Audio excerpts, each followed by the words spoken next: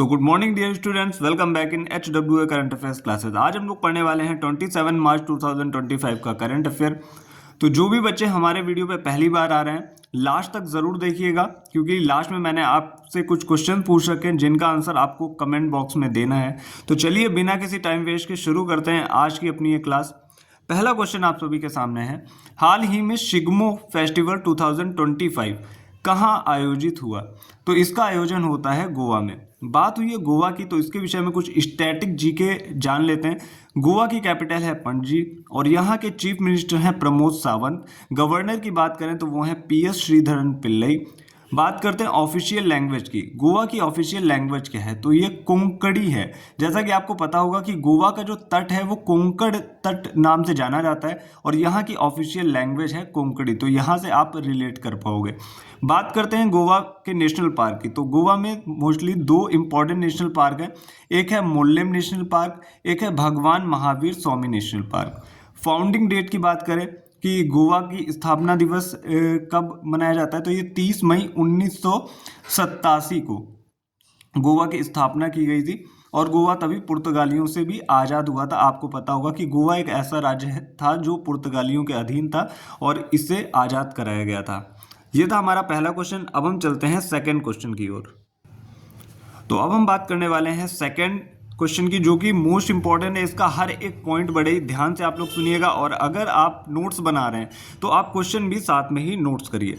पहला क्वेश्चन है, second question है, हाल ही में कबड्डी विश्व कप 2025 का पुरुष व महिला दोनों खिताबों पर किसने कब्जा किया, अर्थात किसने जीत लिए?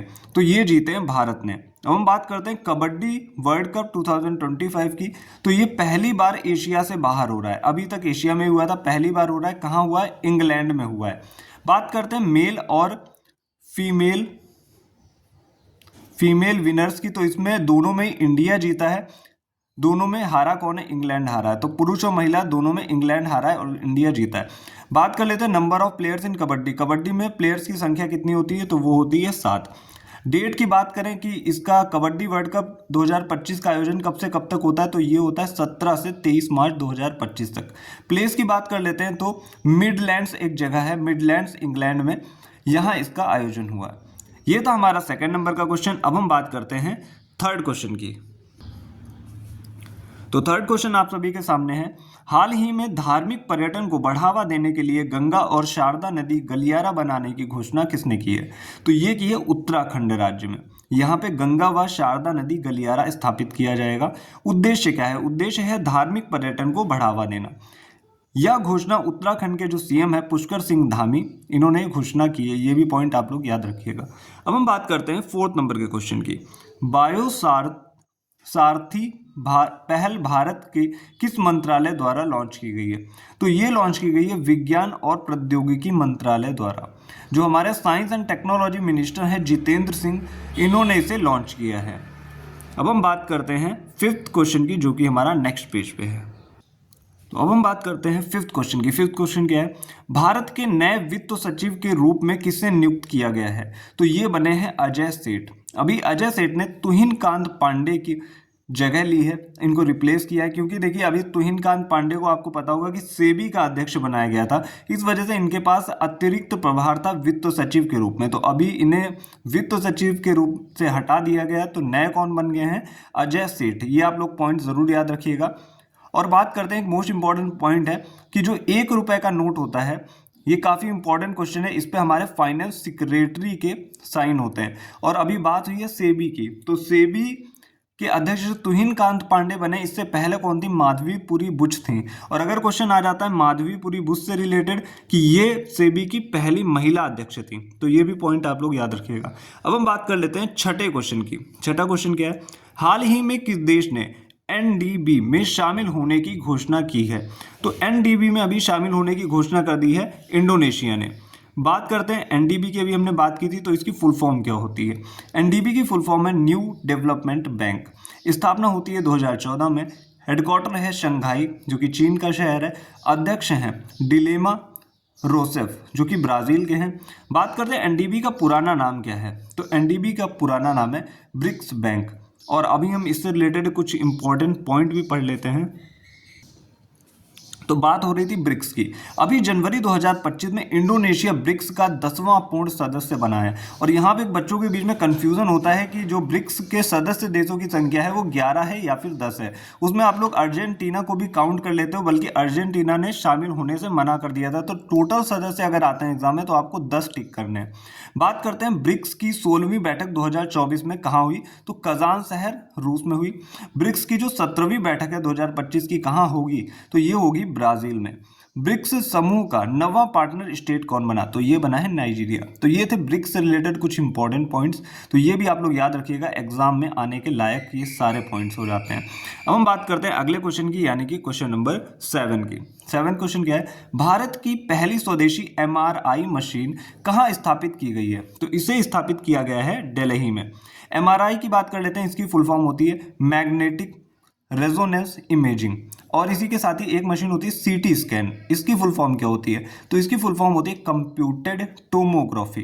बात करते हैं ये MRI मशीन जो है इसको स्थापित किया गया दिल्ली में। इसका उद्देश्य क्या है कि लागत को कम करना। अभी तक ये MRI मशीन जो थी वो विदेश से इंपोर्ट की जाती थी, तो अब इसमें लागत कम आएगी, लगभग आधी लागत आएगी उपचार में।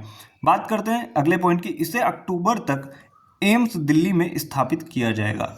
अब हम बात कर लेते हैं इसी से रिलेटेड कुछ करंट के जो पॉइंट्स हैं, जैसे कि भारत की पहली आयुर्वेदिक डायग्नोस्टिक डिवाइस कौन बनी है, तो ये नाड़ी तरंगिणी है। दुनिया का पहला portable hospital, most important question है, कई बार यहाँ से एग्जाम में क्वेश्चन आ चुका है। इसको बोलते हैं आरोग्य मैत्री क्यूब या फिर भीष्म। और भीष्म की फुल फॉर्म अभी हाल ही में किसी एग्जाम में पूछी गई है, भारत हेल्थ इनिशिएटिव फॉर सहयोग हित एंड मैत्री, ये इसकी होती है फुल फॉर्म। अब हम बात करते हैं अगले क्वेश्चन की, यानी कि क्वेश्चन नंबर 8। तो बात कर लेते हैं क्वेश्चन नंबर 8 की। हाल ही में पहले राष्ट्रीय समुद्री खेल 2025 का आयोजन कहाँ किया गया, तो ये किया गया है मुंबई में। बात हुई है नेशनल मैरीन गेम्स 2025 की, एडिशन कौन सा था, यानी कि संस्करण पहला था ये, तो इसीलिए और भी इम्पोर्टेंट हो जाता है।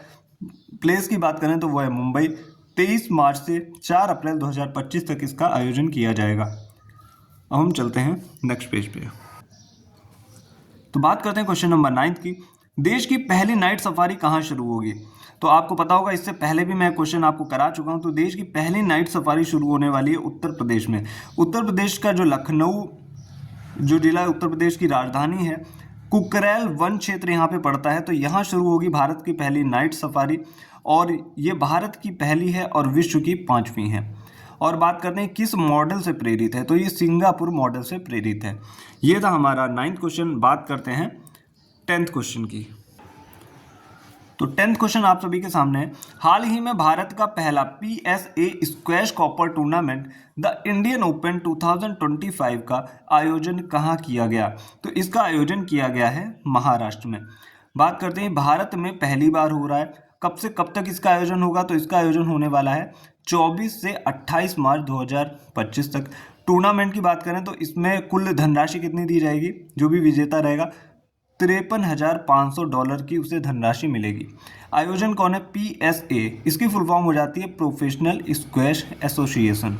बात करते हैं PSA की जो स्थापना है वो कब हुई थी, तो स्थापना हुई थी इसकी 1975 में। हेडक्वार्टर की बात कर लेते हैं तो PSA का हेडक्वार्टर है इंग्लैंड में।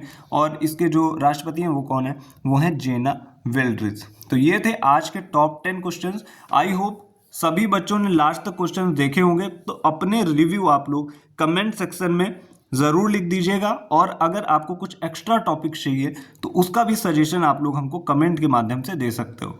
अब हम बात कर लेते हैं आज के क्वेश्चन की, जिसका आंसर आपको कमेंट बॉक्स में देना है। 2024 सैयद मुश्ताक अली ट्रॉफी किसने जीती है, तो इसका आंसर आपको देना है कमेंट बॉक्स में। तो ज़्यादा से ज़्यादा बच्चे जो भी हमारे साथ जुड़े हुए हैं वो इस क्वेश्चन का आंसर देने की कोशिश करें। जिन बच्चों के आंसर सही होते हैं उनको मैं इंस्टा स्टोरी के थ्रू मेंशन करूंगा।